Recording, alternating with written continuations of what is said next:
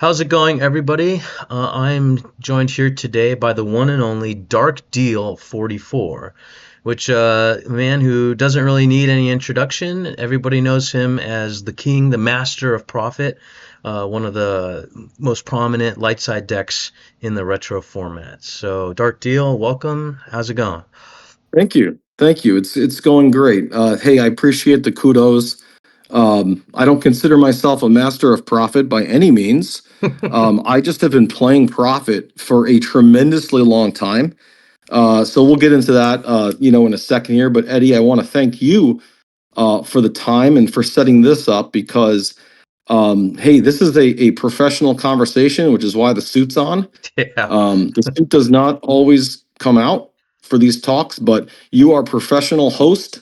I've watched a lot of your stuff. I think you do excellent also calling a lot of these games. I do tune in every now and then to watch that. I think you do a great job doing the play-by-play announcing because there's some people that aren't the greatest Star Wars play-by-play announcers, mispronouncing cards, Oh, not yeah. knowing what cards do.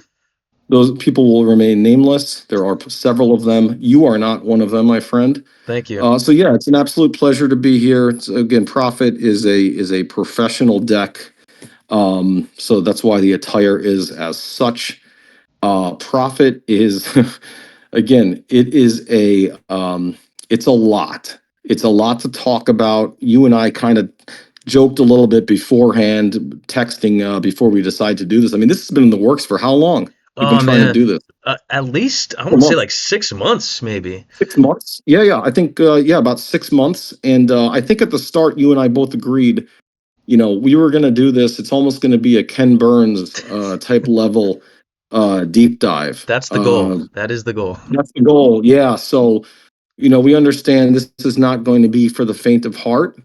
But profit, there's a lot to talk about. And there's a lot of different versions. And I only know a few different versions. And we'll talk about that here in a little bit too. But I will say, yeah, the profit decks that I use, yes, I have a lot of hours. I mean, what's the thing they say? It's like, is it 10,000 hours or 10,000. 100,000? 10,000 10,000, hours to yep. master? Is that what it is, Eddie? I Yeah, think it is. Are something like you, that. what do you got, 11,000 right now and counting? Is I, that? I feel like it. It's kind of funny. So I mean, just to kind of, I guess we can just start maybe with some quick background information if you have some questions. But yeah, I'll turn it over to you. Ask away. I Yeah, wish I could well, sit my, but I can't fit it through my mask. well, absolutely. And I want to just say, yeah, thanks again for the nice words. That it does mean a lot coming from you. Um, Tell me first, really quick, how'd you get into Star Wars? Yeah. Okay. Yeah. Sure. Good way to start the video, right? So, yeah, started playing way back in the day, like a lot of people, during premiere, right? Um, Kind of funny. Me and my cousin, Mandarin. Hmm. Mandarin's my cousin, and we're similar in age, and we started playing. Back in the day, he lived a couple hours away from me. We weren't very close proximity wise, but whenever we would have family get-togethers, we would play. Right. And a funny quick story is, when you're deciding to, I'm sorry, when you're deciphering, no pun intended, the rules of Star Wars CCG, and you probably see where I'm going with this. When you're a young kid like we were, right? Mm-hmm. I mean, I was, let's see, 12 years old, I think, when Okay. Star Wars CCG came out. So, we're talking like no internet, or at least very primitive internet, Right. right? Right. And then we have two 12-year-old kids, right? Me and Mandarin. And I kid you not, I read the rule book and we sat down to play. And I thought every single turn you took your hand at the end of the turn and you put it in your use pile. Swear to God. Yeah, like, totally. I really thought that. And of course, Mandarin, who's much smarter than me, is like, no, man, like, that's not what you do. I'm like, you sure? So that's always my funny little quick story of starting, when I started. So yeah, started with Premiere. Grew up in Long Island, New York, which was, believe it or not, a very, very good, strong player base. No. Now, what's interesting about Long Island and the scene back then is that, being so close to New York City, right? You look at back before Gemp, right? Right. Um, best some of the very top some of the best player bases for large metropolitan areas, right? Most Right. card shops, of course, more access to cards because again, Hmm. eBay is kind of in its infancy. So you had to kind of be where the cards were and where the players were, right? Right. Um, what was interesting though is that I was so young, my parents did not allow me to go to the city to play, and I really wasn't very good at all when I was young, right? So I would play local. I'd play local, non-sanctioned tournaments in Long Island, and started doing that, and did okay. Started playing from the beginning. Ran some viciously NPE cheesy light side deck back in the day. Because you didn't have mains and Droids stuff. with numbers. Didn't have mains. Couldn't afford anything. It was droids with numbers sitting Hell on yeah. Corvettes. Hell You yeah. know, like right around Dagobah. Yep. It was just ridiculous, right? So I'm not going to get into that. We're going to talk about profit, right? But what I do want to tell you though is, grew up in a town called Massapequa. That's why the name of my team is called Massapequa Evacs Team Met. Okay. Evacs. We all obsessed over Evacs back in the day as young kids. We're like, how in the world this guy? He's a 2-2 and he's a Yeah. 5-4 fit and he's a pilot, and so we stuck with it. It's me. It's Mandarin. It's Coat VG. It's Neon Numb. It's Gurgle, Oh, and it's Gurgle's on your team. Okay. SW. Yeah, Gurgle's on the team, right? So, kind of a quick, funny Gurgle story. Gurgle and I actually went to high school together, Oh, which okay. is insane. And what's kind of cool about it is that I will take credit for this. I taught Gurgle about what Star Wars CCG was. I did not teach him the game. I was sitting in, I remember exactly where I was. It was eighth grade social studies, global studies class. And me and Gurgle were in the front row, and we weren't even really friends. We kind of had some crossover friends, but we weren't buddies by any means. We never hung out or anything. It was in eighth grade. And I had Star Wars cards like in my backpack because I would buy them during lunch. It was right when I think Dagobah was out. Okay. Yeah, I think it was Dagobah. And I remember he's like, "Hey, man, what is that?" And I'm like, "It's Star Wars CCG. It's like Magic, but it's Star Wars cards." And he's like, "Whoa." He's like, "That's awesome." And basically I told him about the game, and I remember him asking me like about Cloud City.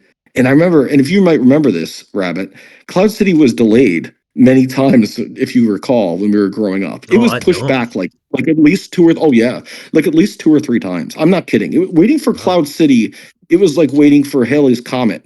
It was like this massive wait time. And the Gurgle would ask me like every few weeks, like, "Hey man, is Cloud City out?" And I remember Cloud City came out. I had a pack of cards at Cloud City, and I think I showed it to him. And that was probably the first time Gurgle, the ultimate rules advocate. Do not question Gurgle. Yeah, so that's the fun fact. Me and Gurgle are the same exact high school, right? So, I never anyways, knew that. no one ever knows that. And it's kind of funny because Gurgle was trying to get me back into Star Wars cards. So like I dropped out of cards like everybody mostly did, right? I Okay. got out of the card game. I don't know. I was a teenager. Sports, Right. video games, girls. Right. You Right. know, not that girls were ever really at my house, but I specifically remember like when you first start hanging out with girls, even when this was like a group of you, like at your house, I remember going down to my basement, like in a frantic, like a scared moment, and clearing out Yeah. my Death Star 2 booster box. Right. Death Star 2 just hit. Death Star, it was like 99 or 2000, was it? I don't remember, but I Something like remember just that. being like, "Oh, like there could be girls that are going to come over." And I remember actually taking this stuff and throwing it behind my younger brother's Neon Numb. Right. Right. He's 7 years younger than me. And I remember my whole plan was if anybody asked, it was my brother's stuff. Wasn't mine. True story, by the way. But That's what anyway, happens. That's what happens when when you're that age. Girls get in yeah. the So I picture. got out.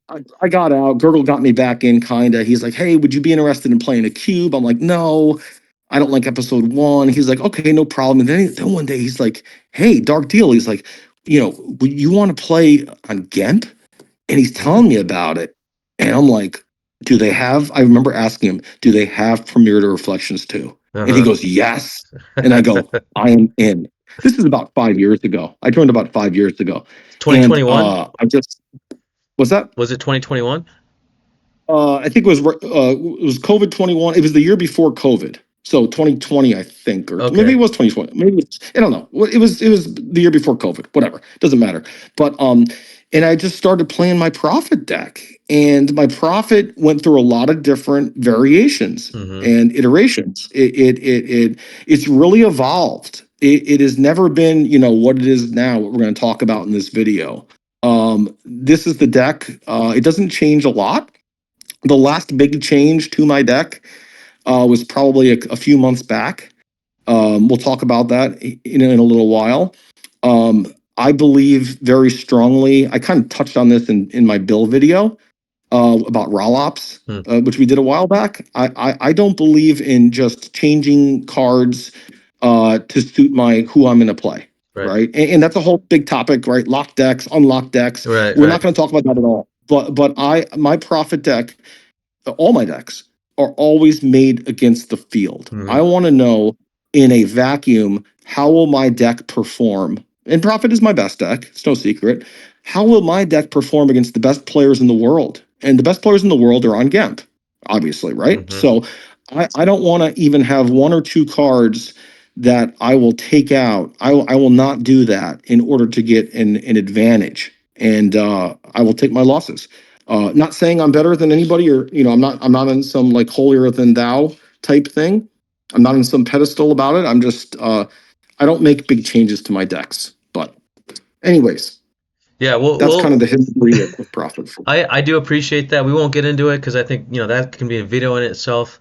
Um, It's a long, yeah, yeah, no need. that's cool. That's cool. You got back. Sounds like right before the first retro league. Is that right? Yeah. Yeah, that's a good call, Eddie. I got back right there. And again, I started playing my deck.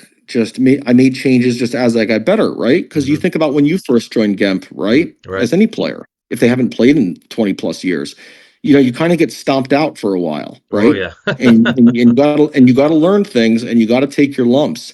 And I'm just really excited to do this video with you, because my whole goal with doing this video is there's no secrets. I want it to be a tell-all. I'm an open book, because really, Eddie, I've had many people reach out to me over the years and say, "Hey, could we talk? Could we have a phone call? Could we trade some emails? Right. I got to ask you about Profit. I've been watching you. I'm not saying like, people watch me more than other players. No, definitely not. But I have a ton of people that have specifically asked me like, "Hey, can I have your deck list?" Yes, it's totally fine. I will share my deck list with anybody, friend, foe, or indifferent. I am here to I'm here. I mean, the whole reason why I'm doing this video really is I want to bring as much knowledge as I can to the community about a deck that, quite frankly, though it's super powerful and people know it's powerful, I still believe it's a little slept on. Hmm. And I do think Profit does not get as much credit as a TRM, as a hidden base mains, Right. as an HBX. Profit is just kind of like, a lot of people don't like it. They feel it's very restrictive, Yeah. right? Because you Sure. can't drain if Han's not around, if he's not free. Right. There's no space normally, right? Mm-hmm. They feel it's auto losses to certain types of decks. And we're going to go through that very meticulously. And at the end of the day, Rabbit, I do firmly believe that Profit is the most balanced light side deck within Premier to Death Star 2. I mean, you could make an argument for TRM, Right. right? In terms of balance, Sure. because quite frankly, it's a lot of beatdown. It's a lot of characters, TRM, right? Profit is almost, you wouldn't think it without going deep with it, but Profit is almost opposite of TRM. Whereas TRM relies on that one big, huge, massive beatdown, Mm-hmm. often with Beggar and Draw Their Fire, or it's going to rely on a big, massive drain with the home one package. Right. Okay. Profit doesn't do that. Evasion Profit doesn't. And that's really what we're going to talk about in the next few hours, is going to be Evasion Profit, which is the one that I play. Right. Not that there aren't other versions, and we'll touch on other versions, of course. And I have multiple versions, but Evasion Profit, I believe, in my heart of hearts, is the most balanced light side deck. And it's not to say it doesn't just get blown out sometimes. It will absolutely get blown out by vehicle router ops, vehicle rops. Yeah. That's the toughest matchup, and we're going to talk about that at length in a little while. But profit though, if you kind of peel everything back, right? What makes it so lethal with evasion profit is that it really doesn't even have to get a lot of force drains in.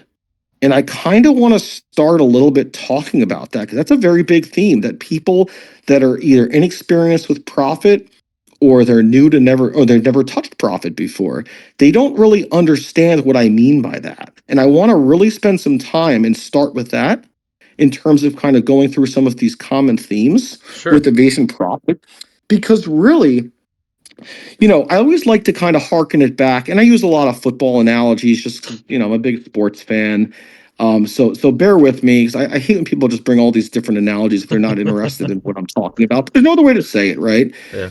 The great Woody Hayes, right? And I hate Ohio State. And by the way, I'm not a Michigan fan, even though I live in Michigan. I just moved to Michigan. I could care less about Ohio State or Michigan. But the great Ohio State coach Woody Hayes, I'm paraphrasing, but he said something years ago on why, a reporter or some journalist asked him, why don't you throw the football? Why don't you pass the football, right? And he basically, I'm paraphrasing it, but he's like, well, because out of the three things that can happen, two of them are bad. And you know what?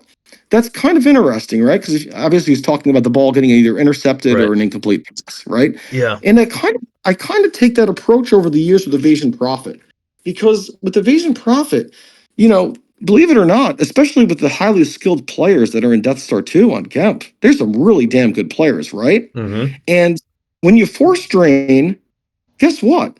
Bad things can sometimes happen. Yes. You can get lost. You can go lost, right? Lost in the wilderness. I'm always thinking with your stomach. I forgot whatever the dark side one is, but you know what I'm talking about, Right. right? Yeah. You can go missing, right? Mm-hmm. By the way, there's a card called, Battle Order, right? Mm-hmm. Battle Plan, whatever the dark side one is, right? You got to Yep. pay 3 force to drain, right? You have to always worry about counter assault at times if you have a lot of people stacked together, right? Yes. Now, I'm not sitting. I don't want this video. I don't want you guys to watch this video and say Dark Jill doesn't believe in force draining. He's an idiot. No, no, no. That's not what I'm saying. I'm saying that how many decks do you know in the Death Star 2 environment that they do not have to consistently force drain to win? There's I not a think lot. no, and I think that's a huge Maybe advantage of training, profit. maybe training. But I'm telling you right now, we're going to go through this very, very carefully. And again, if you guys are staying with me for all the time Eddie and I are going to spend, God bless you. But I'm going to say this right now: the deck does not need to consistently force drain to win. And I'm going to go into that very detailed because the profit brings the pain. They have the ability to do this ping damage, right? So when the card gets flipped, right, for the elementary, novices, right?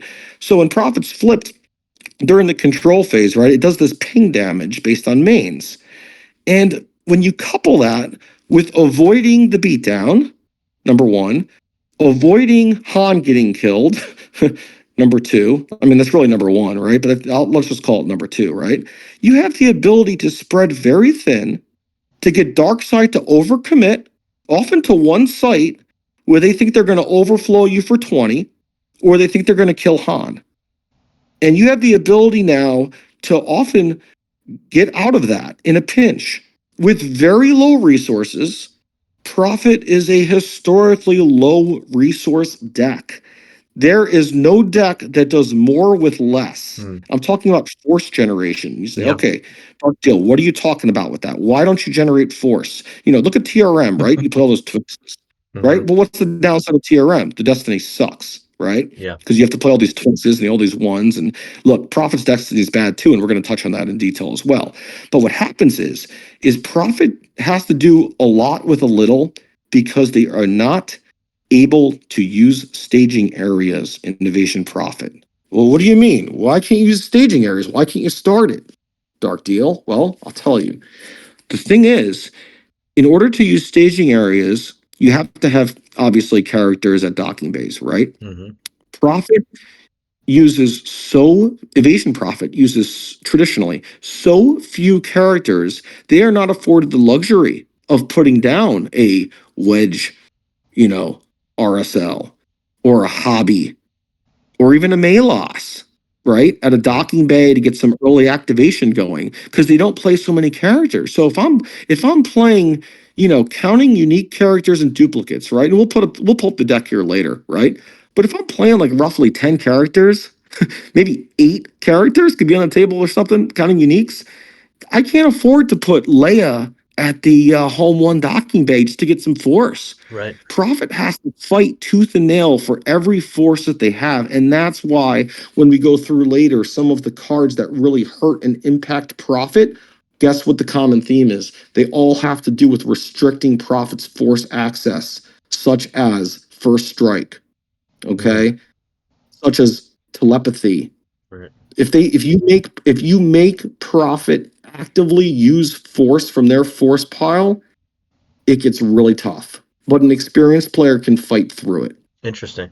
So yeah, so I wanted to tell you a little bit about that with just the resources because really profit, they don't get a lot of resources. I mean, they don't play a lot of sites.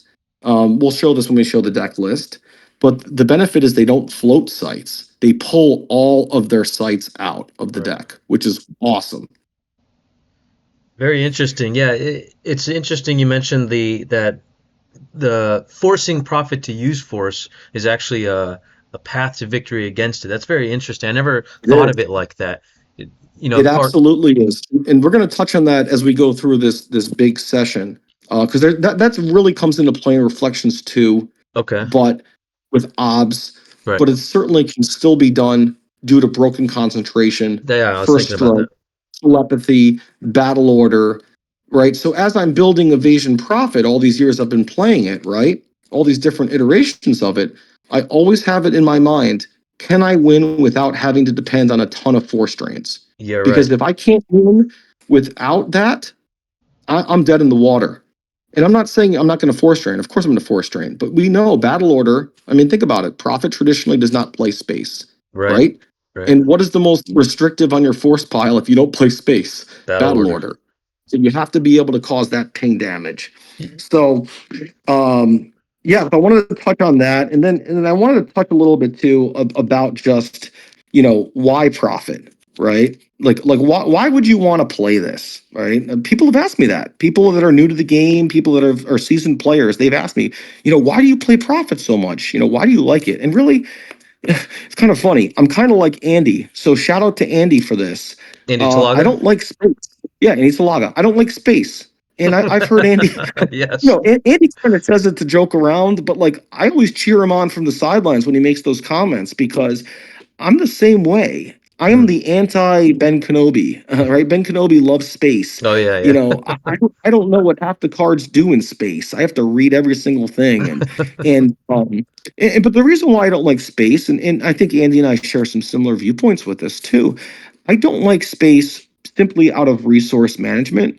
Star Uh, Wars CCG is a game of resource management, right? uh-huh. So like, why am I going to play space stuff if I run into a dark side deck that plays no space, right? I see. I'm gonna now like what am I gonna do? Play an X-Wing? I'm gonna play X-Wing packages with Wedge and X-Wing cannon and all this nonsense and few maneuvers and nothing wrong with that. I do play plenty of space decks, by the way. I don't not play space decks, but what I love about Profit Rabbit, what I really want to hammer home is if you are like me and you just like good old classic mains and toys, hand-to-hand combat melee battles, right? Hmm. Mains and toys. If you love mains and toys and you don't really care about getting the Super Falcon going and the home one package, Profit can be your deck Hmm.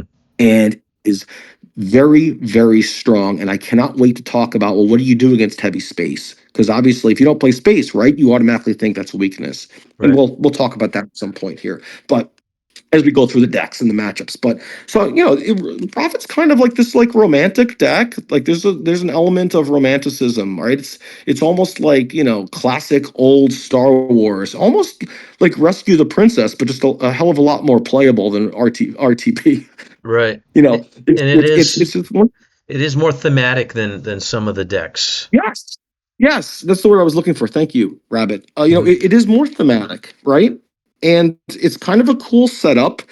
But what I love about it is it's again, Star Wars is all about resource management and profit. it was Teacher that said it, and shout out to Teacher, excellent Prophet player, right? Love hearing what he has to say. I've done a number of things, I've had a number of discussions with Teacher, and I love what he had to say once. He was talking about he was playing some game with Prophet, and of course I'm paraphrasing. He can correct me, but the long and short of it is that he was losing early on, and I'll never forget, he said something along the lines of, I just had to concentrate, Dark Deal, on just deploying the absolute least amount of cards. Hmm. And I said, sure, that is amazing, because that is what Prophet focuses on. Because every single card that's deployed in Star Wars, right? It's technically a lost force, Right. right? So if you deploy Chewie, you know, that's one less for, right? It's on the table, Mm-hmm. right? And Prophet is so good at getting really skinny and deploying the least amount of force. And what I love about Prophet is that, again, to borrow a football analogy, it runs with seriously low pad level. So what I mean by that is that if you think of like a running back Mm-hmm. in the NFL, and they might not be the biggest guy in the world, but they have like a low center of gravity. Maybe they're like 5'7", Mm-hmm. 5'8", right? I guess you see this more in college football than the NFL, but you see in the NFL, right? Mm-hmm. And you get these guys that just run. They run up the gut, they run up the middle, and they never take these big hard shots. They don't take these big tackles where the safety or the linebacker comes up and depletes them. They almost run, they put their shoulder down at the last moment, and they spin, and they run the low center of gravity, and they kind of never get the beat down. That is what Prophet excels at. What do I mean by that? Prophet has the ability to spread very thin more often than not. And you might say, well, what happens then when the dark side comes down with, all these characters, right?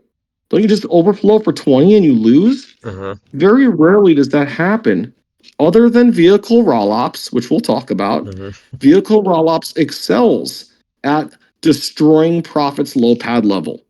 Quick example of it, we'll talk about the decks, of course, but they're flipped, right? Flip side, seven side rollops, and they come down with a walker. Eddie, you just did this to me a couple of weeks ago when you and I Yeah. played, Yeah. We actually. played. Right. Come down with a walker, a pilot, a blizzard, and here's the problem. Rollops is going to add right to the destiny draw. So that their fours become sevens or eights, Mm-hmm. and Prophet plays a lot of ones. And Prophet will often draw like a one for destiny. So now that Leia with a one is what? Power four, Yeah. forfeit six. And you're drawing an altar plus four, that's eight. And you got like 12 power down. Simple math, right? Right. That is why Vehicle Rollops is the only deck that consistently can hurt Prophet, because it does not allow Prophet to play with low pad level. Because many times Prophet can just, because of the evasion cards. Okay, so Dark Deal, what do you mean by that? How does Prophet actually do that against a non-vehicle rollups deck?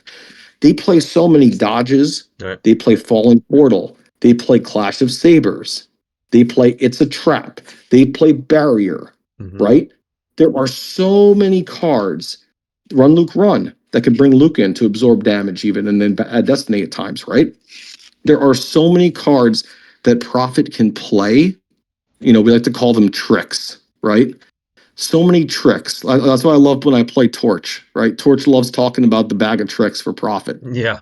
And there's so many tricks that are available at Prophet's disposal. So even if you lose the battle, you're not going to get blown out and lose the game, Mm-hmm. other than vehicle rollops, my friend. Right. Because you mentioned of those cars you just mentioned, the vehicles negate three of those. Maybe you mentioned six.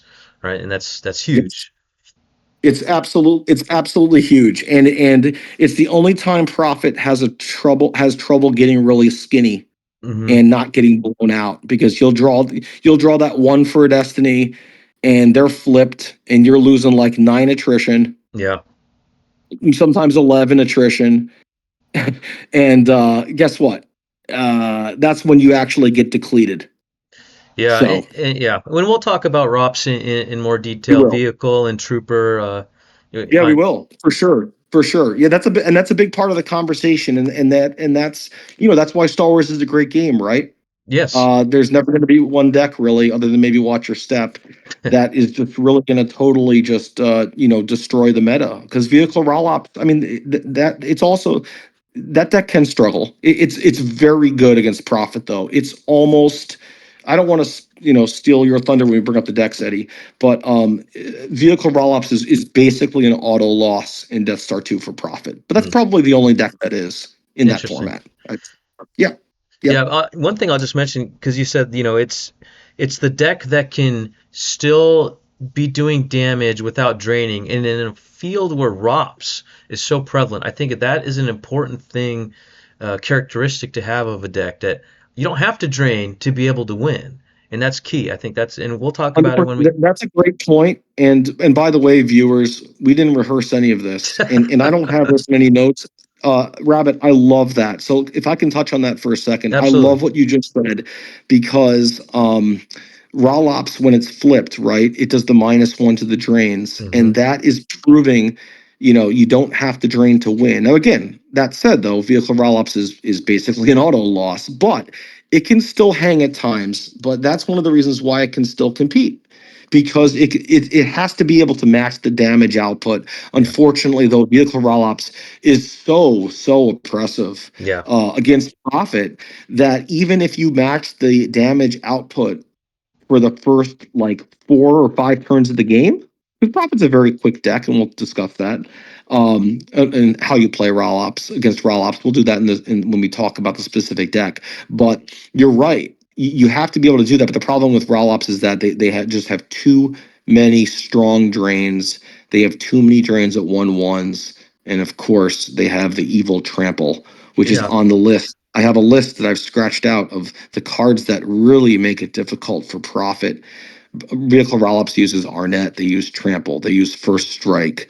I mean, I just named three. They use Battle Order, four, right? Yeah. And they have a There's ton of other characters variations. too, so they don't care about. Ton of characters. Yeah. Ton of characters, right? And that makes it tricky, right? Tons of characters. But there's ways, and we'll talk about that. We'll talk about order. And we'll talk about, of course, how do you win without Han? Yes. And I think, before we get into the decks, I do want to touch on that. I know that's, I think, on your list, but this is a really important thing. And we'll see this visually here in a moment. But people often ask me, they go, hey, I've noticed your version of Profit runs one Han. They can't even believe it. They're like floored. Like, what? How do you Right. use one Han? And also, better yet, why do you use one Han? Uh-huh. And I will say this right now. I have used one Han for years. I mean, a long time. And I used to use two Hans. And, this needs to be talked about. This is probably going to be a few minutes on its own. So bear with me, viewers. This is important, right? Profit, people like to not use one Han. They want to use multiple. A lot of times you want to use two Hans. And I'm not of the camp of saying you can't make the deck without two Hans. I mean, I have certain Profit builds that actually have two Hans, Mm. but most of the time, 90% of the time, it's just going to be one. And here's why. Number one thing, there's a couple of reasons, right? Number one thing is it takes time to get Han on the table, right? I mean, Yeah. he's on the table technically, but he's not engaged, right? He's not there. It takes time. You got a free Han, right? Mm-hmm. And more often than not, you're going to draw that second Han. And what's it going to do? It's going to sit in your hand. Or worse yet, it's going to sit in your reserve deck, and you're going to draw it when you play vehicle roll-ups. Right. You're going to drain for one. You always do, right? Yeah. Everyone gets, regardless of what Alfred thinks. That's a story for another day. Oh, But I have my own. Yeah. yeah, Okay. story for another day. Yeah. But really though, I mean, I'll tell you right now, if you're playing two Hans in a deck, it's going to significantly slow you down, and it's probably going to hurt you more time than it's going to help you. Okay, Dark Deal, what do you mean by that? Because if you kill Han, the deck's done, right? You're dead in the water. Prophet's dead, right? If Han's dead. Not so fast. So what happens is, not only do you not want to use two Hans for that reason of the one sitting in the deck because you're only, it takes time just to get them on the table, right? Mhm. One of the main things too is think about Rabbit, and I know we haven't rehearsed any of this. We're going off the cuff. Think about, I'm going to ask you a question. What do you have to worry about also with Han, other than him just flat out getting shot by a weapon or, lost off the top if you have a second one or whatever? Like, what do you have to worry about? If you have to protect Han, anything come to mind besides getting shot with a weapon and killed? I'll have to or get, choked, yeah, overload, captured, all sorts of things. overload. Yeah. There you go. So you said it. So hold that thought, man. Mhm. Captured. I don't know about you, but I see a lot of capturing in Death Star 2 meta for Dark Side. I see, IG-88, I see IG, I see hidden weapons, right? right? Hmm. I see builds with all wrapped up at times. Oh I'm yeah, telling you right. right now, hidden weapons, hidden weapons is such, we should do a show on hidden weapons. We'll have to bring in Code VG because you could ask Code VG straight, straight to the face. You go, Code VG, what is the best card in Star Wars? He honestly believes he honestly thinks it's hidden weapons. And you know Hmm. what? I'm not going to argue with him. I'm not saying it is or it isn't, but I'm going to say I won't argue it. Hidden weapons is such a killer. And what happens, right, against Prophet, if you play two Hans, he gets captured a lot. So what happens is, if you get your Han captured, what the heck does it matter if you have a second Han in your hand? You can't do anything with it. Right. It's like this dead card. So one of the themes here, and you'll see with these decks, is that how do you combat hidden weapons? How do you combat IG? Right. And I'll talk about that as we go through card by card. And stuff off the top of your head, it's obviously grabbers for hidden weapons, right? Uh-huh. It's obviously sense. Right. For IG, it's obviously disarmed is a huge card. Mm. And don't forget the other ability of someone who loves you, who people constantly forget. If Leia is at the same site as Han when he's captured, you could play someone who loves you and release him. Ah, yeah, right, Not many right. people realize that. So the thing is, Rabbit, is for the people that want to play two Hans, I counter it with the reasons I just gave you. Profit again, it's all about card economy. And I know every deck, every card slot's important, right? It's not just profit, but you really feel it in profit because you generate so little activation. You're constantly fighting these heroic battles where your back is against the wall, where the odds are stacked against you. And that's what I was saying is very much a romantic. It's a romantic, it's something that's a little cool, a little bit cinematic about it. And if you're going to play two Hans, I think you're probably going to find out it's going to hurt you more than it's going to help you. Because as you'll see with Profit too, is that you don't need Han on the table as a flip side and the seven side for the objective all game. Mm-hmm. You have to be able to win other ways. And that's what we can discuss. I think that's probably on your agenda, multiple paths to victory. Is, Right. is that is that on there? Oh, it's on there. It is on there. And that's How are we something doing that on time? How are we doing on time? we have We're good. 10 at o'clock? least yeah, we're good. We're good. Okay. We're good. We're good. I think we could push this at least till 10:30 or 11. Yeah. So, for part one. Yeah. Sorry for the corporate jargon. I mean, I'm wearing a suit and tie. How are we doing on time? Everyone loves to hear that, right? Yeah. Anyways, you know, that's good. So let's talk a little bit about that. Paths to victory, Hmm. right? So Dark Deal, if you're playing one Han, right? And okay, I buy into the reasons of why you said one Han is better than two Hans. Okay, I'm sold. Let's say someone tells that to me. And they do. They say that to me sometimes. They say, how do you win though when Han is captured and you can't get him out, right? How do you win if he gets choked by Choke Vader, right? And you can't use Ben to revive him. Dark Deal, how do you win that game? And that is where you focus on other paths to victory, I call it. So it's nothing monumental. It's nothing that people haven't thought of probably for 25 years playing Star Wars cards, right? But you have to have multiple ways to win with Profit. It does not have the luxury of other decks, where other decks, TRM, for example, Hidden Base Mains, for example, HBX, for example, all those decks could still win even if your main play line is destroyed, right? Hidden Hmm. base, your base gets found, Right. right? Right. I mean, you still got to be able to win, right? Profit. How the heck do you win if Han's off the table, right? It's a legit question. It's a very legit question. So whenever I am playing a high level profit deck, usually versus the high level dark side player, right? I have to have many avenues to victory. And how can I possibly eke out another win? So every format's different. Death Star 2, the main way to win with Han's loss. So let's say you free Han and DVD lots comes down and you have no answer for him. You don't have Clash, you don't have Barrier, you don't have Dodge. let's just say, right? And he draws an altar, chokes Han off the table. Okay? What do you do? How do you win? Right? So you have to have multiple ways to get a victory still. So what you do in Death Star 2, the main thing you do is you look to see how can you exploit order to engage. Hmm. How can you still cause massive three-force loss while covering sites to stop drains? Now, the benefit though is Prophet doesn't play a lot of sites. So Darkseid's, they can't drain you at the audience chamber if Han's off the table, right? So you Right. have cards like Heart Seth, you have cards like Lost in the Wilderness, you have cards like It Could Be Worse, you have cards like Projection of Skywalker.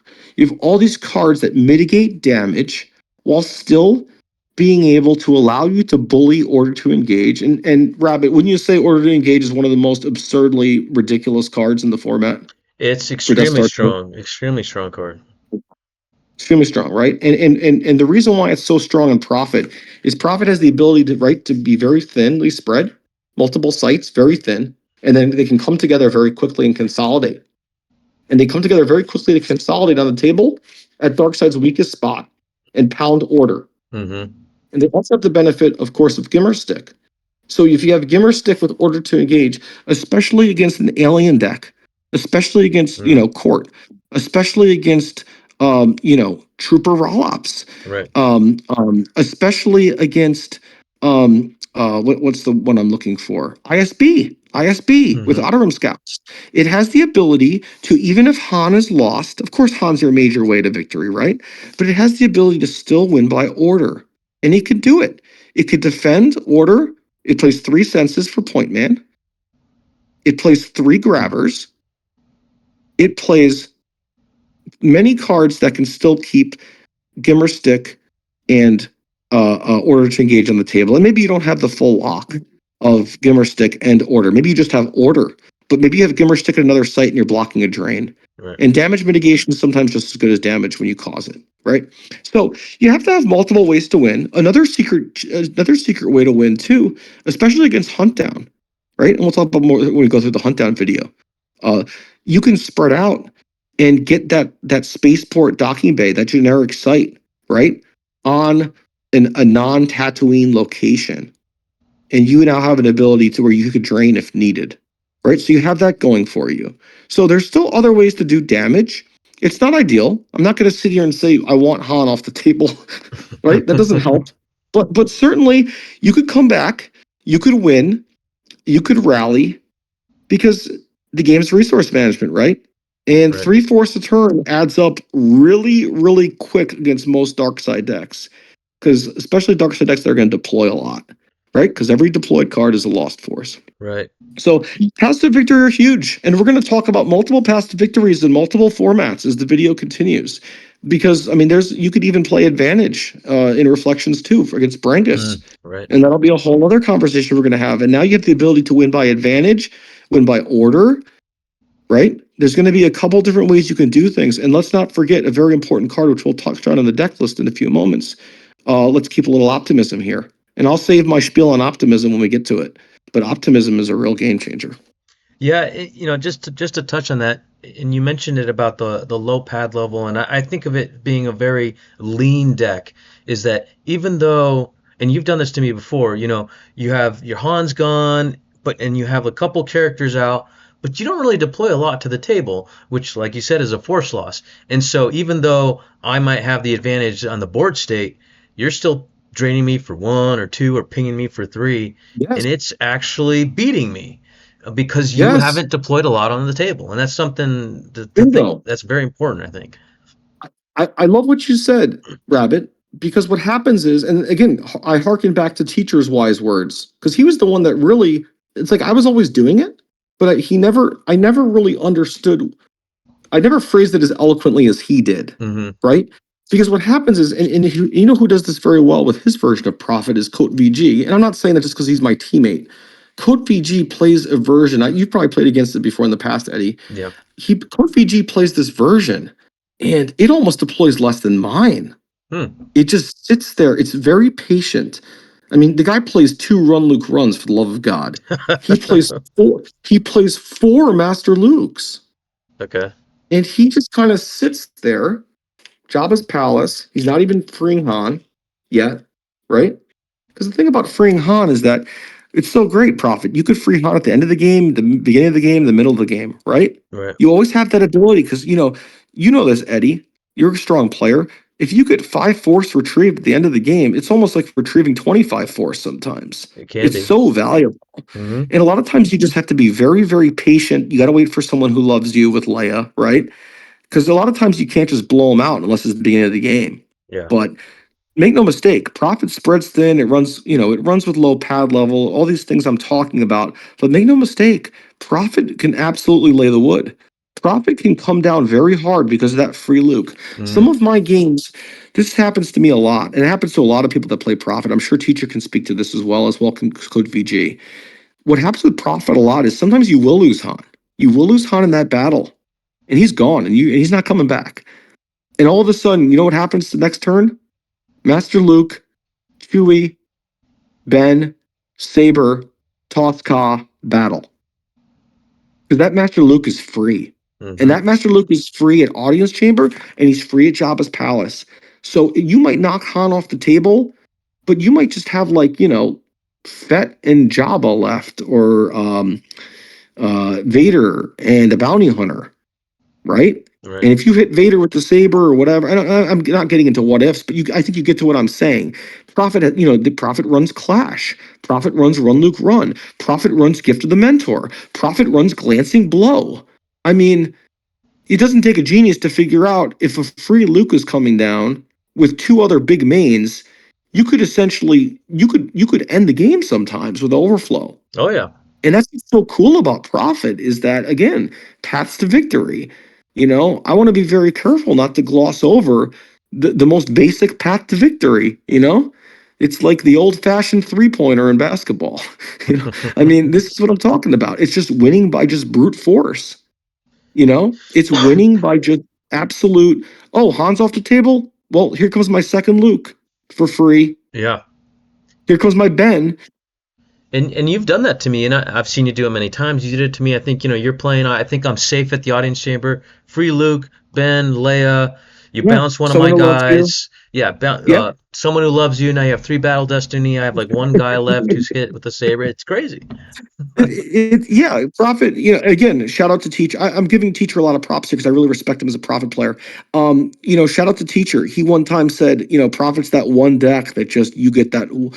All it needs is one card. Hmm. It just needs one card, and that's why I play 4 tunnel visions. I was gonna say, yeah. And we'll talk about that here, because you get that one card. For example, I love your example, Eddie. And by the way, that was a god draw. I know the game we're talking about. I was Yeah, going yeah, to yeah. say, That was a fun and game. I told you. And by the way, it was a god draw against vehicle rollops. I got my one win against vehicle rollops, and then you beat me the second game. Mm, So, but the thing is that it's a lot of times it's just one card away, and that one card Prophet will get with tunnel vision, right. and it will totally bust the game open. You know what I'm talking about. Hmm. And it's not just someone who loves you. A lot of times, Eddie, it's tutoring in your force pile for that all important dodge that Yeah. allows you now to spread, let's say, instead of 2 sites for 2 ping, you're now spreading it 3 Hmm. because they're not playing hardcore sense, and they're not playing Arnett, and they're not playing first strike. You got to be able to read and see what you're dealing with here, right? Where's the beatdown coming from is my favorite thing. You got to be able to identify where's the beatdown, right? So if Vader's already at the table and Mara's on the table and IG's on the table, what's the next card I got to look out for, right? Right. Dengar with gun, maybe Simalu, Hmm. maybe Das Pure in Reflections 2, Ops. You got to be able to constantly Profit. It's almost like racks your brain. It's mentally exhausting. I fall asleep right after I play Profit sometimes because you have to constantly know where the beatdown could come from. But Hmm. once you've been able to identify what the beatdown cannot come from, that is where Profit shines. And you couple that with drawing and tutoring that one card with tunnel vision, getting that key card, getting that clash of sabers against an alien deck where you're expecting Fett or Jodocast to come down and hidden weapons to ruin your day. But now you've drawn Clash of Sabers and those alien decks have no answer for Clash because they don't often run anything that can stop it. Yeah. Unlike a Hunt Down, which uses Crush. Now, they might use, I don't want to get too much off the deep end here. They might use Wounded Wookiee at times in certain builds, especially Mikos in Reflections 2. Uh-huh. However, in a Coat VG or a hardcore alien based deck, even ISB Ops, they probably have no answer for Clash. So I guess what I'm trying to say is it's very important to realize you are, even if you're down in a game with profit, if you're humming along and you still have your tunnel visions, you're never out. You're never out with tunnel vision. It's a key card, and I can't wait to talk about it when we look at the deck at some point in the next 7 days. Yeah, yeah, that'll be a good conversation because I imagine that tunnel vision usage is probably one of the harder or steeper learning curves, knowing what to tunnel vision for, when to save, Yes, know. yes, yes, for sure, Rabbit. There's a hierarchy to what to grab. Hmm. It all depends on matchups, right? Right. Um, but if you're playing again, let's face it, a lot of dark side decks are just very aggressive doom stack, right? Mains and Hmm. toys dark side decks, and we know the players that play it, and there's reasons why those decks are good. Hmm. I like to think they're a little bit mindless sometimes. But but Profit matches up super well with Doomstack mains and toys because it can battle. It's a melee deck at heart. Just like I said, at Right. heart, Profit is a mains and toys. It can scrap with anybody at any time, other than vehicle raw ops. And it's just one of these things that it can go toe to toe. And to your point, it comes with experience, knowing what tunnel vision for. Hmm. And also, and I don't want to make light of this next comment because it's very serious. And if you're an aspiring profit player, I hope someone takes these words to heart, man, because you also got to really watch out for Monarch. I mean, profit plays a lot of doubles. You call it a Noah's Ark deck. There's two of everything. I mean, you got two Bens, two Right. Leias, right? Three Lukes. At times, you're going to run two disarms and reflections two to Hmm. deal with obs. It's Interesting. got two projections. It's got three grabbers. So technically, that's, I guess, two because you're going to grab the Monarch, right? Hmm. You got two dodges, three senses, two someone who loves you, four tunnel vision, two visor vision, right? Yeah. I mean, it doesn't take a rocket scientist to understand that a lot of times, if you're not an experienced enough player, you can get into a world of hurt by drawing up too many doubles. So, I guess to what I'm trying to get at in a very roundabout way of explaining, tunnel vision is absolutely key. Tunnel vision is the X-lax. Tunnel vision is what stops deck constipation. Tunnel vision allows you to find the card that you need to put things in your advantage. I mean, really, if tunnel vision did not exist, I don't even know how I can make profit. I don't know. I mean, people do it without it. Bastion has, the great Bastion. I don't know if he uses tunnel vision. I guess he probably does. I haven't analyzed his deck enough I don't think just he because does. I don't think he his list doesn't, does. he doesn't play, uh, which is fine. I mean, he just doesn't really play anymore. He's probably, doing much better things in this world because he's such a genius and a great player and a great champion, right? Hmm. Um, but I mean, he uses, how do we get into this mess? And I can't even speak on that version. I've never played that build.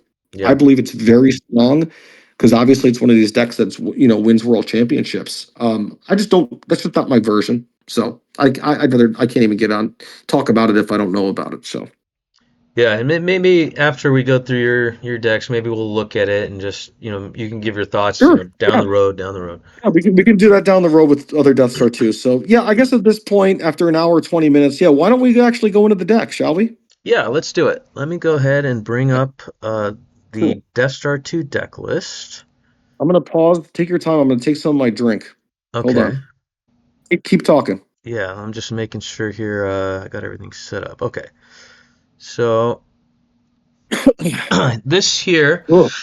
we're gonna start with obviously there's a lot of formats we can play this in. We're gonna focus on the retro ones, but the first one, and it's actually not the first format you can play Profit in, but I think it's probably the when people That's think right. retro, I think it's the format That's people right.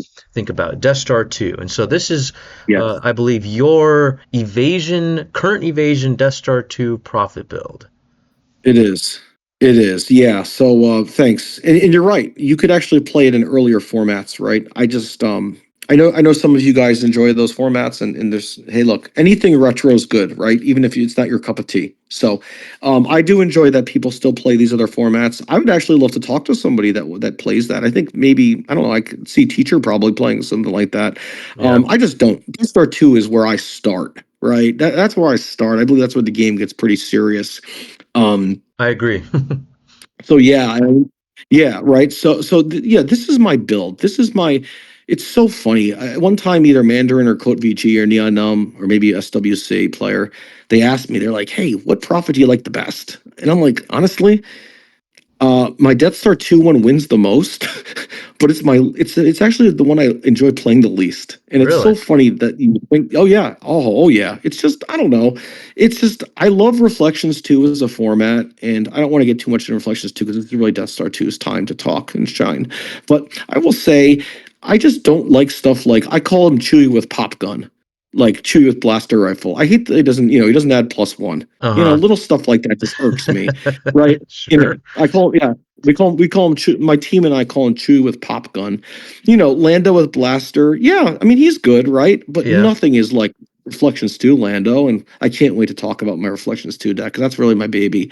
But it just has some cards I just don't really like as much. I mean, they're great cards. They're great cards, right? Yeah. But at the end of the day, I love Chewie Protector and I love Lando with Axe. Oh And yeah. it's just I think those are the reasons why I just don't like Death Star 2 as much. But I will say this: Death Star 2 Profit, Evasion Profit, in terms of a win loss, um, other than vehicle rollops, which I cannot wait to go through all the decks, Hmm. but it's so damn balanced. I mean, look, if you kind of just look at this, if you take a bird's eye view of this deck, first thing I want to speak on, Eddie, and I know we don't have an agenda for this piece, but if we take a look at this deck, right? And by the way, I'm not saying this is like better than anybody else's profit deck. No, this is just what I do. This is what I play and what I'm comfortable with, right? Hmm. What I love about this deck is that the Destiny, it's actually not as bad as you think. You Right. kind of look at first glance, you're like, what are you talking about, Dark Deal? You got all these ones. You do. You have a lot of, right? The characters, of course, but you don't play that many characters because Han starts on the table, right? So you really only play 1, 2, 3, 4, 5, 6, 7, 8, 9, 10, 11. You play 11 characters, which I don't know. TRM plays more than that. Right. Hidden Base Mains plays more than that, right? So you look at the bad destiny. Yeah, you always got to know where your ones are. You got to know where your ones are. It's a big part of playing profit. You got to know how many ones are in my reserve deck pretty much at any point in the game. You have to have a good idea. You got to play the odds with stuff So because there are a lot of ones. do you make it a habit then to check? I mean, you must with tunnel vision, right? To check your reserve deck every deployed phase. Absolutely, absolutely, right. Tunnel vision helps. Of course, insurrection helps Uh-huh. because it's kind of funny for about almost 20 years, Rabbit. I used to play three bends. I used to play three bends for almost 20 years. And Interesting. I just about a year or 2 or 3 years ago said, you know what? I don't need three Bens. And I'll tell you why. Ben is the ultimate mid game guy, ultimate late game, not even late game. He's the ultimate mid game guy, right? Because a lot of times Ben doesn't really help you in this deck until Han's free Uh-huh. because of his amazing ability to revive Han, right? So what I was finding is that the deck will get super constipated early, and I just draw too many ones. I take the approach of a CEO with profit. I'm looking to slash expenses and put people out to the poorhouse. I don't care whatever it takes. No, I'm serious. And I treat that how I treat my ones in this deck. I am like you look, for example, you don't see Oromarco, right? Uh-huh. Oromarco is a pretty damn solid character if you're using a deck that isn't going to have Han for potentially a large part of the game, right? People might say, well, why don't you play Oromarco? You want to play Oromarco? He's a one. Also why I don't play Oromarco?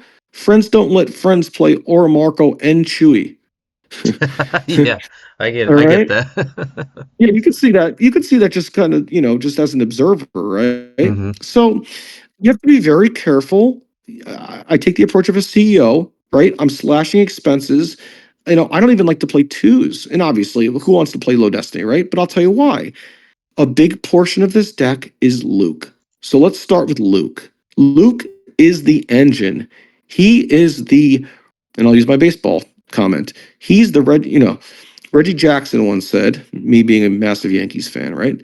Reggie Jackson once said, right? I'm the straw that stirs the drink, right? Mm. Very arrogant comment.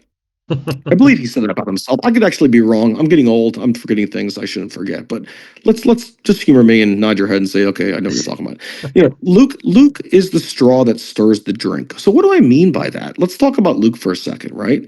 Obviously, and we're not going to get into the game text line by line, because if you're watching this video this far for an hour and a half, I think you have a pretty good knowledge of the game, right? You're probably not a narp. So, Luke deploys free. Okay. Luke is the engine. In fact, if we could do phone a friend back to the early 2000s, Who Wants to Be a Millionaire, we could phone a friend, Code VG, right now and get him to talk about Master Luke, because he plays 4 Master Lukes, right? So man, I only play 3. I don't have the balls to play 4 because, again, I don't play once if I don't have to. So Master Luke is so important in this deck. And what I'm talking about, I was getting sidetracked on the 2s and how the 2 destiny hurts you, right? And even the 3 destiny could somewhat hurt you. Right. Is a lot of times you got to bounce that character, and you probably know where I'm going with this. A Mm-hmm. lot of times you're in the AC, and that could be first turn, it could be second turn usually, probably third turn if you're going to fight out of it, right? If you're not going to free with Leia with someone who loves you. Luke needs to be able to bounce that character. And many times the character is 3 ability. Yeah. I'm thinking Boello. I'm thinking Fett, right? The Right. big 2 ability guys, of course, are Evazan and Dengar with Blaster. But a lot of times Dengar with Blaster doesn't start because Darkseid wants to have him to come down aggressively after Han. So I'm thinking of Evazan, right? So 2s kill you, 3s kind of kill you too. The beautiful card, and again, Code VG and I have talked about this since till we're blue in the face. The best destiny in profit? What do you think it is out of all the numbers? What do you think you want your cards to be? It's a I, trick question, but what do you think, I Rabbit? actually think it's a 4, and the reason is because I think it might have been KoVG who said the rule of 4. Maybe it was your brother, but somebody mentioned that you want your destinies to be 4 in this deck, at My least. goodness, At you are least. so spot on. And by the way, we did not rehearse this. No. Oh, can I take the camera off? Is my camera off? Yeah, yeah. Now it is. Right? Yeah. I'm showing Oh, the good. deck list right now. Oh, okay, dude, I'm like sweating here. I'm so. Oh my god. Well, anyways, oh, that feels so much better. So what I'm getting, you're absolutely right. And again, this was not rehearsed, viewers. Believe it or The not. reason why it's 4, the reason why it's 4 is you're right, Eddie. With a 4, you bounce those big guys that are 3. And then if you have Luke out, which again, right, Luke's the straw that stirs the drink. Hmm. Luke has to have the ability, because we play a heavy sense deck, right? You have to be able to control the board with sense. We'll touch on this when we talk about Code VG decks, alien decks. You have to be able to sense. And a lot of times, if you have a lot of 5s, right? And of course 6s, which of course are amazing, right, in battles, you're not going to be able to sense with Luke. Right. And 4 is so damn important. And that's why in Coat VG's build, and maybe we'll do a video with him at some point, because his build is very unique.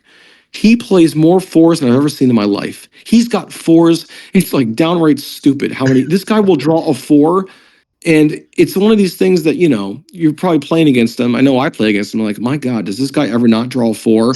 I mean, he's crushing Vader with Fallen Portals, Uh-huh. with Inside Out. And Right, by the right. way, it's not, he didn't invent that. I'm not saying this guy invented it, but he just really sticks to the rule of 4. So that's what I got to say about Luke. Luke comes down. He's the straw that stirs the drink. He's the engine. He's your workhorse. Okay. Because this deck is all about getting Luke out for free.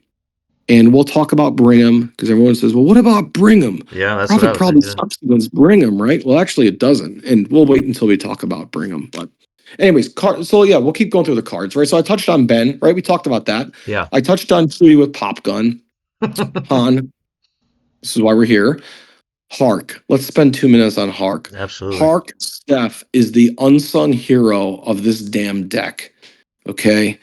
So to the novice profit player or the inexperienced profit player, they're probably like, why is Hark even included in this deck? I'm going to tell you right now, Hark saves your bacon, because what happens all the time, and you know where I'm probably getting at with this, Eddie, is that you free Han, and all of a sudden The audience chamber is open for business, Hmm. right? And Darkseid's now draining with Mara with Saber, or Vader with Saber, or something for 3. Or better yet, Emp and Janice.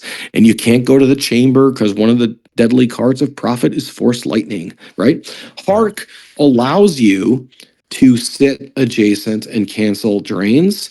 And what happens all the time is Hark combos and has great synergy with Order to Engage because you can consolidate your forces, let's say at Jabba's Palace, and you're blocking drains at Audience Chamber and the Docking Bay, and you're backed up with a Fallen Portal. The possibilities are endless with Hark. Hark is an absolutely incredibly important card. He's the only non-beatdown type, fighting type, melee type card, character that I use. He's also incredible if you have to put him down versus Rolops. He Right. deploys under the shield, and you see there's some aliens here. You're a big vehicle Rolops player. You play it very, very strong. Thank you. You know that aliens, can sometimes cause some type of disruption, even if you end up flipping it Oh yeah. to the 7 side of Rolops. If you get a couple turns even where it's flipped to 0, you're good. So that's Hark. Lando, again, not my favorite Lando. It is what it is. You might say, well, Dark Deal, why in the world don't you play Cloud City Docking Bay? You talk a lot about not wanting to drain, but Cloud City Docking Bay is safe. Why don't you play Cloud City Docking Bay? Why do you play Spaceport Docking Bay? We'll get into that in a moment, but I will say this. The ability to put all your sites adjacent is so key versus a big space deck. Because a big space deck has very low ground force, and a big space deck allows Profit to put one main character at each site. And And now you might say, well, why can't you do it at like Cloud City? Have, Lando at Cloud City? Because then he's not covered by the engine, which is Luke, because run, Luke, run. uh, And also, it makes Order to Engage that much more difficult to hit if you're playing non-Tatooine sites. So I like to play Spaceport Docking Bay as opposed to, say, Cloud City Docking Bay, for the simple reason if I'm playing against big space, I have the ability to get so thin, and Darkseid always has to worry about coming down and initiating against a lone Chewie or a lone Lando because run, Luke, run. right. So that's why, because Lando gives that nice bonus, right? When he's on Cloud City with an alien, right? He adds that destiny. Yeah. Not important. Not important. What's more important is you could spread thin against the big space deck and pound the hell out of them with ping, and you'll have to because of Admiral Shiranu and potentially big drains that you'll have to compete with in space. And we'll talk about that with big space. That makes sense, and it also turns on dodge because you turn off dodge Absolutely. with the Cloud City You're docking right. bay. You're right. You're right. And thanks. I almost forgot about that. In fact, I did forget about that. I was going, I don't have any notes here. I'm just kind of rambling, as you could tell. So you're right. It turns dodge back on, right? And it Yeah. gives you the ability to dodge. And right, if you go back 45 minutes or an hour ago, what do we talk about? Low pad level. So Right. that's Lando. Sorry, that was probably way too much on Lando. No, no, it's good. It's Leia. good. Leia's self-explanatory. You need her for someone who loves you. Yeah. Ping, right? Blah, blah, blah. You don't need any help with that. Love Toss. Let's just jump right to Toss. Toss, by the way, Toss is a she. We know that because we're playing cards all day. Toss is a she. Do not call Toss a he. Toss is a she, and she's a very proud she. Toss is absolutely incredible in this deck because one common theme here is you got expensive rebels, right? Yeah. And you, as a very experienced Brawl Ops player, know how hard it is for Lightside to come to Ralter. Taz gives you that ability to do that. Taz is 3 force, has an amazing bonus versus Mara. Mara's obviously in a lot of dark side decks in this format, right? Mm-hmm. Taz gets underneath I call it the Ralter deployment shield. It's not a shield, but you get what I'm saying, right? Yeah. Taz comes down for 3 force, sometimes very, very quickly. If they want to get real skinny at Ralter turn 1 or maybe turn 2, and can cause some really nice disruption. But here's a really nice thing about Taz too. Also gives back a force, right? Yep. And can always help you for a million different ways. And the power +3, versus Mara, as I was saying. Disarmed, I wrestled with this, meaning I will never take Disarmed out, ever. Disarmed has been in my deck since I started playing Profit. However, I recently went to one Disarmed, which is almost sacrilegious. People know me as always a two Disarmed guy in Death Star 2, but I'm not, because vehicle roll-ups, right? How many guys with weapons are even in that deck? What, Vader with Saber? Probably that's it, right? I think If so. that. I think so. That's Yeah. probably it, right? So, you know, um, the number one thing you got to worry about, right, is vehicle roll-ups, and you got to be prepared for it. So, only one Disarmed. It's amazing, obviously, against Fat Vader, right? Lord Vader. I call Yeah. him Fat Vader, like people do. Yeah, amazing against Fat Vader, of course, because that's a big problem, right? If Han can't avoid, because he's obviously getting hit, Mm-hmm. right? Honor, just, I mean, doesn't need to be said. We know what honor does. Honor is key here, and honor. I love how we have the effects now, because the effects are so important to this deck. I can't talk about honor without talking about optimism. Believe it or not, you're probably wondering, how do those two even marry together? Well, they do, because you're going to pull one of them with insight. Okay, that's the only correlation between the two. 9 times out of 10, again, unless you're playing Hunt Down, you're going to always tutor.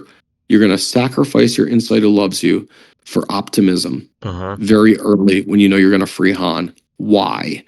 Optimism is the number one card that can get back your lost Han and give you a chance to now have another path to victory, right? So optimism, right? You sack it, of course, get the top card from your lost pile. Many times you'll lose Han with Sniper, you lose Han with DVD lots, you lose Han with Force Lightning. Well, guess what? You have your get out of jail free card with optimism. Optimism is a great card, and it combos so well with a number of things, most notably tunnel vision. Right. Tunnel vision, you're allowed to search out from the force pile, right? So what happens is, mid game, when you don't have a lot of cards in your life force, you can get Han back, activate a bunch, grab Han, deploy him. Optimism's great. Reflections 2, we have Onite over Optimism. Onite is superior to it, but not in this format. But again, honor we pull always against Hunt Down. And that's how you win against Hunt Down. We'll go over that in the deck breakdown, which, by the way, we're not going to have time to do the deck breakdowns because it's 10:40. So let's go through this deck, and I think we're going to have to pause it for the night. What do you Yeah. think? I think that's good. Yeah. Let's get Okay. through the deck list and then we'll continue another Yep. day. Yep. That's what we'll do. I told you this is going to be Ken Burns, brother. This is not going to be for the faint of heart. I'm telling you, man, this is like Oregon Trail type stuff. Like, people are going to be dying from dysentery, and you're going to see gravestones of your kids and your wife, Yeah. and you're going to just keep going through. In the Anyways, in the end, order. we'll be at the end. Yeah, and we'll celebrate, and at that point we'll see what it clock in. It's probably going to be, no joke, it's probably like 5 hours when it's all said and done. So kudos to anyone who wants to watch this whole thing. Anyways, let me keep going. So we got order. Order, I could probably give you an hour on. I'm going to try to give you 5 minutes here. I already touched on it, right? Order is so key. It's your number one path to victory if Han's off the table. Okay. Pretty self-explanatory. I already talked about it. You're able to consolidate your forces. No deck consolidates better and quicker than Profit does, because they're already spread thin, and it only costs you one force to move your guys to the site, right? Right. So, and then docking sometimes. Again, order, we can go through it with individual decks later, because it does have certain nuances and benefits against certain dark side decks. But I want to go individually when we go through the decks next time. Projection is huge. Projection is not a card that I used for years. I've actually only been using projection for about a year, if that. Huh. Projection is amazing. Yeah, yeah. So, nice thing about Profit is that you have wise advice starting, right? Because you have these really important effects that at least you're not going to lose them when they get altered. And Eddie, roll-ups, right? A lot of Yeah. alters, Yeah. Probably bring two, them. one or two. Yeah. Yeah, and I think you play a strong Brigham as well. I know Andy plays a strong Brigham, and I do want to give more kudos to people within the community. I don't, because I really don't want to make this video about just what are my thoughts on this. I do want to recognize strong dark side players. Yeah, Brigham plays a lot of alters, obviously. Mm-hmm. Um, so you're like, well, how do you keep your effects on the table? Well, a lot of times you're going to grab it, right? Profit is very good at identifying what are you going to grab. What are you underweight with, right? Are you underweight with sense? Are you underweight with alter? If so, you're going to want to grab it, right? Like Right. if I'm playing against vehicle roll ops, I know right away I'm going to be underweight with alter, right? They're going to play three of them, two of them, three of them. I'm going to be underweight with that. So you got to know what to grab. But going back to projection, projection is so key versus vehicle roll ops because it allows you to make one of their sites, one less of a force drain. Right. And that's key because you have to be able to keep up. You have to be able to keep up with the damage. It's just it's just too much, right? Because Yeah. roll ups will make you bleed. Whether you're playing trooper roll ups or you're playing vehicle roll ups, it'll make you bleed. Fury is an incredible, incredible card in this format. I love Fury, right? I do too. People want to get real lazy. People want to get real lazy and skim a little off the top and not run You Are Beaten, right? Mm-hmm. And well, You Are Beaten is just one of these cards. It's often card 61, right? Maybe Yeah. it's card 62 or 63. I'm pausing to take a sip. Sorry. And you are beaten. Obviously, could cancel, right? Cancel Uh-huh. Fury. Um, but it's just one of these things that, like, I'm telling you, man, Fury is so good against Rolops, man, because they don't play Fat Vader. They really don't play Fat Vader. Who you can't Fury Fat Vader, right? Right. It really can get you in the game and give you a puncher's chance versus Rolops. If you could get them to deploy Vader, maybe you dodge away from DVD lots, right? Or you dodge away from EPP Vader with Rolops, right? Yeah. If you could slap Fury on them, it can cause significant damage and help you in the damage race. It's probably not going to get you there.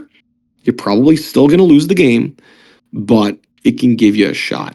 So that's why Fury's there. I hate that it's a Destiny 2, though. We've been over the Destiny 2s and why they suck. I do, but Um, I agree. I think it's an amazing card. it's a great card. It's an amazing card. It's another path to victory, right? Mm-hmm. And by the way, when I say path to victory, I don't want the viewers to say this guy's great. Excuse me. This guy's crazy. He thinks you could just win a game from Order or Fury. I'm not saying that. I'm saying that sprinkled in with draining at non-Tatooine sites. I'm saying with winning a battle and overflowing 5. I'm not saying you're just going to win because of Fury. I mean, you know how games of Star Wars work. It's a combination of things. Right. So 3 grabbers, self-explanatory. I'll go over them as we go through the decks. Wise Advice, we've been over that. Gimmer Stick's just an incredible card. Gimmer Stick is just unbelievably underrated. I actually think it's underrated, even though a lot of people play it. I still think it is. Gimmer Stick combined with Order to Engage is just insane. It gives you a chance for Rolops. It absolutely does. Right. It's not a cure all by any means because Rollops plays is so oppressive. But Gimmer Stick is incredible, obviously with Order, pretty self-explanatory. We'll go into it in more detail. I do play an altar. I play 1. Blaster controls is a real problem, right? Right. Blaster controls are a problem for Profit, and that's why I don't always run Narrow Escape. That's also why I only run 1 barrier. Uh, because again, barrier often gets monarched out of your hand, right? No Uh-huh. one wants that. So I only play 1. I do play 1 altar. It's very key against a Den of Thieves or a Presence of the Forest when you don't have a clash, right? It's very, very key though against blast door controls. Blast door controls, broken concentration. Oh, bad feeling have high. Absolute tough card for Profit to deal with, obviously, right? So I Yeah. do play 1 altar. Uh, Clash. Clash is just incredible. Clash is such an amazing card in Death Star 2, Rabbit, because it forces Darkseid to start Crush if they even play Crush, Mm. right? It hits so many decks. Clash, again, there's a magic bullet for it, Crush, right? But a lot of the decks that Prophet struggles with do not start Crush or even play Crush. Rollops doesn't play it or start it. Alien decks do not play it. Court does not play it. Right. Um, you know what I mean? Brigham could play it. Hunt Down's going to play it. Clash is a dead card usually against Hunt Down for most of the time. Brangus, you can play it against Brangus, right? They don't always play Crush. Maybe Yeah. you do. A lot of I, people don't. I A lot of don't people know. don't. Clash. is one of those cards that can win you a game.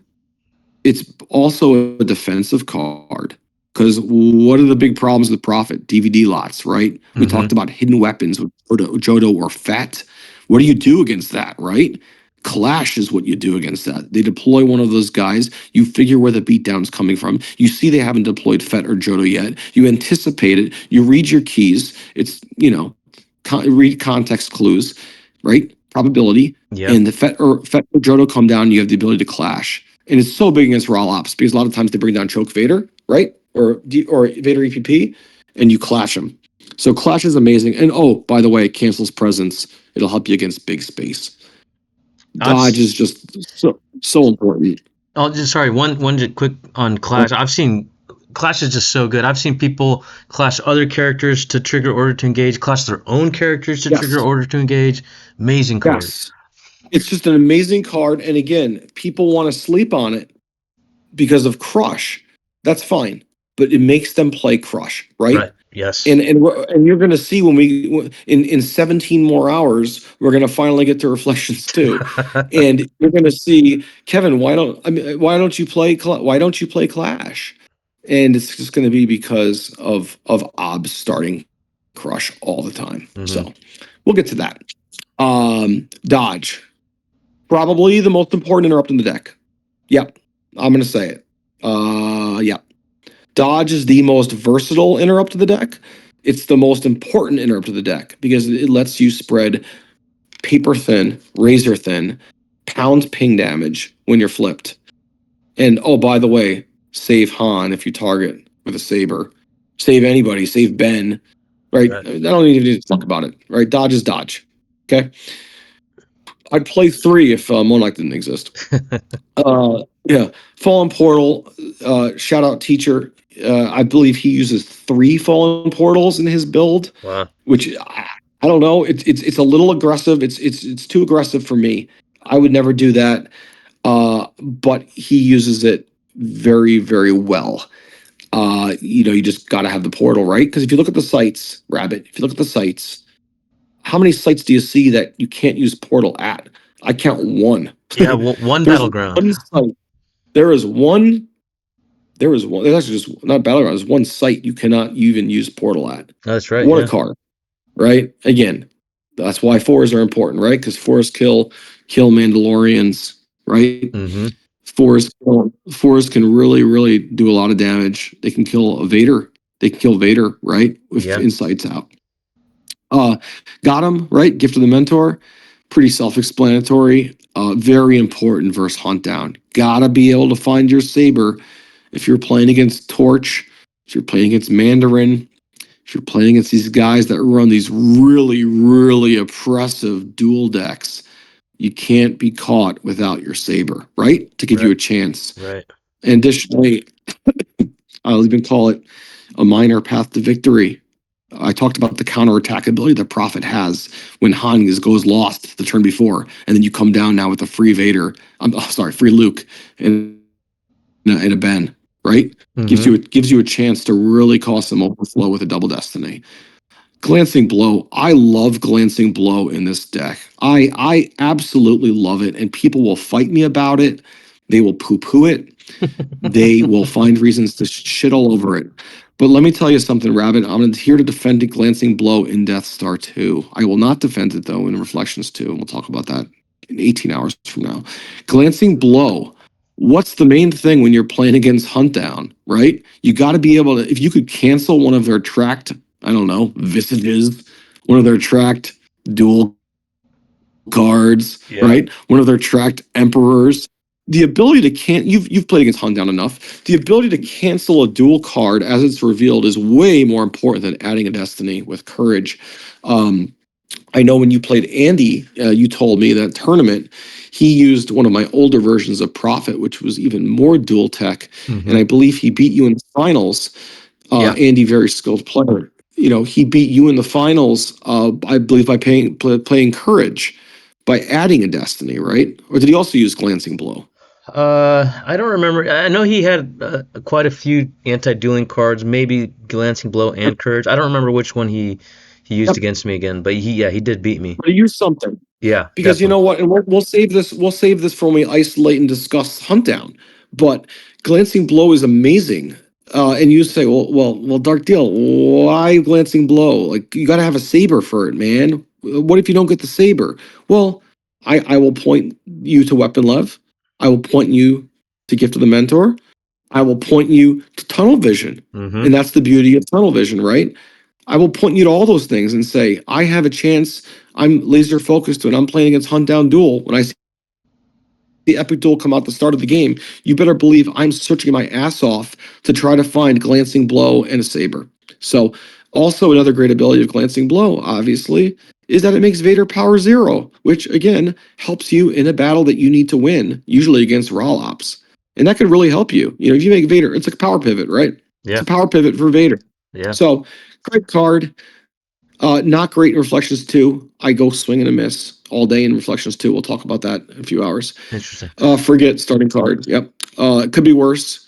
Amazing, amazing card. Of course, you got to be careful, right? Because it's worse. But you play Three Senses, and you know it's worse is not nearly as popular in Death Star 2 as it is in Reflections 2. Right. It could be worse. You have to be very careful. You have to be able to have a good knowledge of the deck as they're playing it, right? You have to see, do they have its worst in their reserve deck, right? You be Mm-hmm. very, very careful, but it will save your ass. It could be worse is the reason why you beat Big Space. And I cannot wait to talk about that in the next session because Big Space can be a big problem, obviously, right? But if you have, it could be worse and you track it and you have tunnel visions, my friend, you will be able to mitigate damage with it could be worse. Self-explanatory, right? Great card. Oh, and by the way, what's his destiny? Destiny 4. 4. Made for So, the deck. here's the deck. It's a trap. So crucial. I have only been using It's a Trap for like 6 months. I kid you not. It is probably the newest card to this deck. I resisted it for so long. I don't know who was telling me, trying to sell me on it. I think it was Patrick. I think it was SWC player. I Hmm. want to give him a lot of credit for because I play him so much. He is so highly skilled and he's so good. So playing against a player of his caliber is what makes you better, right? Right. So It's a Trap is incredible. It cancels Sniper. I mean, right away it's like a card to cancel Sniper when it's used. I'm already kind of thinking about it, to be Uh-huh. honest with you. There is no better card to get you out of that Doom stack, to let you run with low pad level, to let you keep pounding ping than It's a Trap. It is crucial against Rollops. The one time you will beat vehicle Rollops out of 20, you will not win if you don't have It's a Trap. It is so, so key because a lot of times they come down with Arnett, they come down with First Strike, they come down with all sorts of stuff that's going to bring so much pain, and you got to be. I mean, yeah, you got to save 4 force. That's the only bad thing about it. Got to save 4 force. Got to be ready for First Strike. Yeah, and Uh, I've seen more and more like top players playing it. And yeah, what how do you stop it? You say 4 force, how do you stop it? you stop with Broken Concentration, Right. which not a lot of decks are going to play. You Right. know, Reflections to Obs will play it. You know, it's very not as good. It's not nearly as good as Death Star 2. Mm-hmm. But it's a key card, you know, and you know this. You play enough vehicle roll-ups. If you think you're going to overflow, right?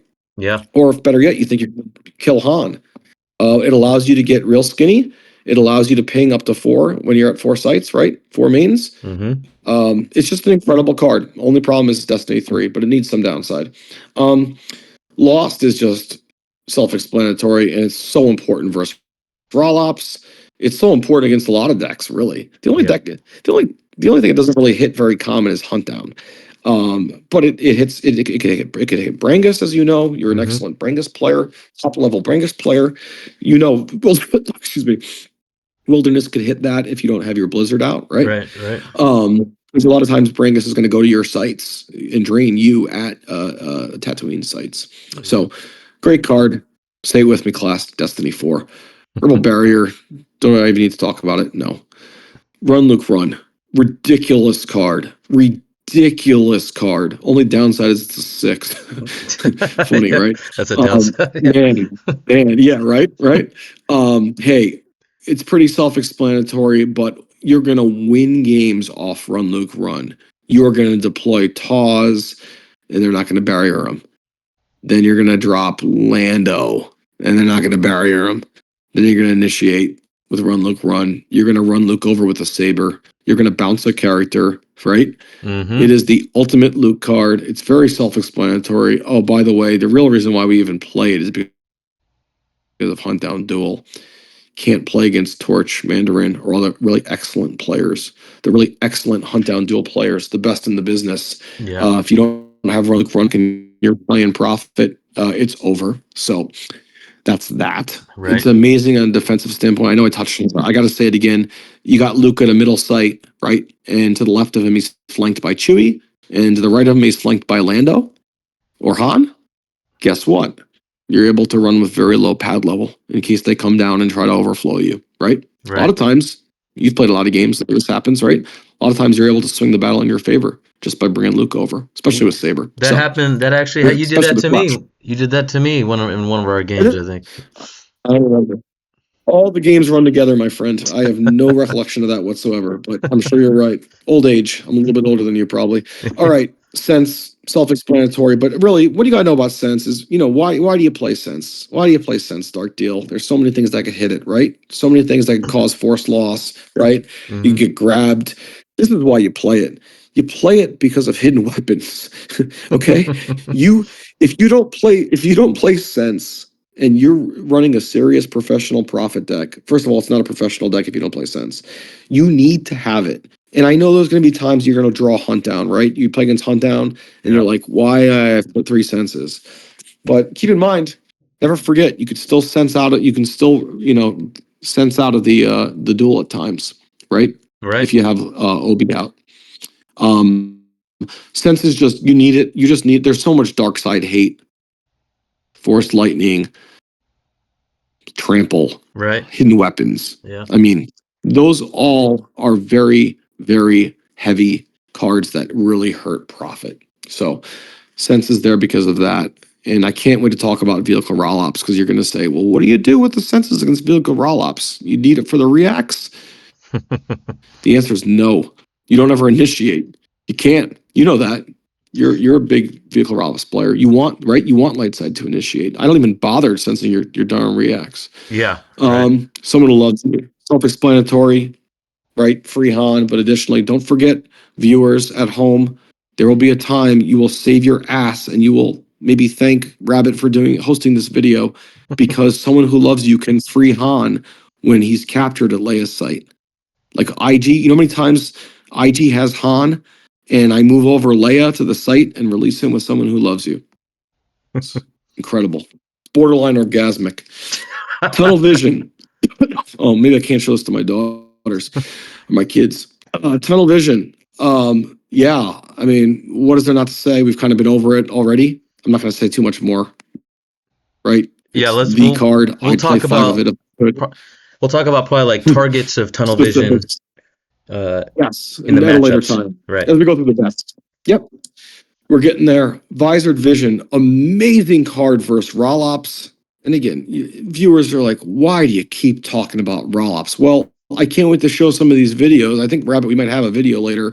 There better be one of where I'm just getting blown out because it needs to be shown. And if we can't find it, we'll find one with SWC player beat me a million times with. Visor Vision is just incredible card. My only knock on it is it's a 3. Visored Vision can help you against the altar game with Rollops. That's what I was getting at. Uh-huh. It can help you knock out Trample. It can help you knock out Trample. It can help you knock out Forced Lightning. It could help you knock out Sabak. It could help you knock out Barrier. I mean, I don't need to go through every card, but Visored Vision is ridiculous in this build because it really, a common theme here is there's so many good interrupts that I play that they're going to get grabbed, right? My theory is that even if you grab my Visored Vision, I'm putting pressure on your grabbers, right? You got to burn a grabber because Yeah. how do you not grab Visored Vision early, right? Right. Grab it. If I'm going to drop Visored Vision on you, turn 2 when you're using Rollops, you're probably going to grab it if you can, right? You're Probably. probably not going to hesitate. Yeah. So Probably. the nice thing about if you grab it, Visored Vision, I guess to my point is, I'm going to sore throat. Visored Vision, if you grab Visored Vision, I can still even use the lost function, right? Mm-hmm. if there's a card in the inner piles in the use pile. So it puts massive pressure. It forces dark side. Dark side is forced to grab that and not grab your tunnel vision, and not grab your portal, and not grab your barrier, right? And not grab your senses, right? Right. Right. It is just incredibly versatile. The game, you will win so many tight games because of visor vision. A lot of times, just recycling through is used. Big Yeah. space, you get their commands like crazy. Big Ab- force loss. Absolutely. And actually, in our game, you cherry picked one of my tramples. I remember, and someone has said Yeah, it, but yeah, 3 out for trample. Yeah, right, right. The you gotta ability grab to it. target a specific card in somebody's deck and remove it from the game to loss is very Yes, powerful, for and dark that's side. right. Darkseid plays so much hate. There's so much anti hate. There's so much anti profit, is what I'm getting at. Just Hmm. naturally Right. built. I mean, Trample's a card, even if profit never existed, why wouldn't Vehicle Rollops not run 2 tramples, right? Uh-huh. So, I mean, Sabak, we could do an hour on Sabak. I mean, you play Brangus, and Hmm. we could bring you and Patrick on, and you guys could talk about how you want to grab Visored Vision, right? So, Hmm. uh, weapon lev, light side weapon lev. So I joked earlier, you said we said Coat VG if you were to interview him, what's the best card in the game? He says hidden weapons. I battle him to this day. I believe weapon levitation light side. You might say, well, why light side and not dark side? Can you bring up weapon lev? Oh, I Yes, could bring it up on my screen, but it's I know up it's not right gonna be on now. yours. It cancels you are beaten. Yes. I mean, people often forget that Yab is can be a home wrecker. I Mm. call it versus Prof. Right? If you Yab Ben, if you Yab Luke, Right. right? That's a really tough battle. That's a really tough battle you're going to be in, right? Uh-huh. Weapon Love Light Side is so good because it has the ability to also cancel you are beaten. Obviously, you could fish for a saber. People always say you only play 2 sabers. You only play 2 sabers. Well, CEO of Profit says, I'm not playing a damn one if I don't have to. I use weapon left to find my sabers, right? Get my Hmm. one out of my deck, cancel you are beaten, but most importantly, steal the saber, right? Right. Steal Mara's saber at audience chamber. I've Right. probably done that 7,500 times in my life. I've seen it many times. Oh yeah. Cancel your, there you go. Weapon Love, Light Side Weapon Love, I will argue to my dying day. It is probably my favorite. Well, I mean, it's not my favorite card. It is one of the most useful cards in Mains and Toys. And Dark Side doesn't run it as much because it's not as good. And if people don't believe it, just read the 2 cards side by side. It's Right. kind of funny Dark Decipher did that. And then the sites. Nothing really crazy. Obviously, the 1.0 staple sites, right? For light side, it runs very few sites. I've seen Profits run more. Uh, Profit just does a lot with a little bit of force. You don't need to run Twixes. You don't need to run any floating. You can't have floating zeros in this deck. It will absolutely eat you for lunch more than anything because you got to be able to bounce with Luke, Right. right? You got Hmm. to be able to fall in portal. You got to be able to hit guys with blasters. And if you want to get cute and run zeros, it's not going to run well. It runs very, very, very few sites. It operates on so little force. If you don't believe me, I will show 1,000 videos and it will take 10,000 more hours of how Profit does not. I mean, really, the Death Star 2 Profit can function on so little force, it's ridiculous. I mean, there are times I don't even activate more than 10 force, I think. Maybe 10, maybe 9. Not sick foe. What's the one I'm looking? Hunt down, right? You've played Torch enough. I've Yeah. played Torch, God knows enough. Torch is a very, very strong hunt down player and is very good at recognizing when to deprive Profit of force. Right. We'll talk Right. about that in the and that's it. 2 hours? Something like that. 2 hours? Yeah. All right. This is Ken Burns style, brother. I'm gonna put my mask on. Hold on. Yeah, this is the all right. I'm back on the screen here with my mask. This Okay. is 2 hours. Let me So we covered a lot. Yeah, let me get back go here ahead. to where am I? Why can I not? Okay, we're back. Yeah, I guess the last things I'll say, and I'll turn it right back to you in a second. Hey, this is kind of part one. Please stay with us, viewers, because the next time, correct me if I'm wrong, Rabbit, we have another Death Star 2 deck to go over in full detail, which is I'm very excited for. It's called Andy Reid Profit. Told you I would bring the football analogies. Yeah. You guys are gonna love it. If you've watched 2 hours of this, you're gonna absolutely love Andy Reid Profit. We also have Jabba's Palace Sealed Deck Profit, which is very unique. Hmm. And then at that point, we're going to go into some. We're going to take a very, very deep dive. It's probably going to be an hour and a half itself. I'll tell you right now.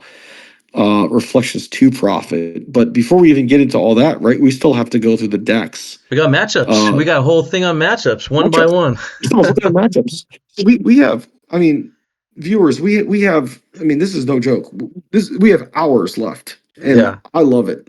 This is great. But I I'm think excited. I'm learning things. thanks This for is staying great. with me.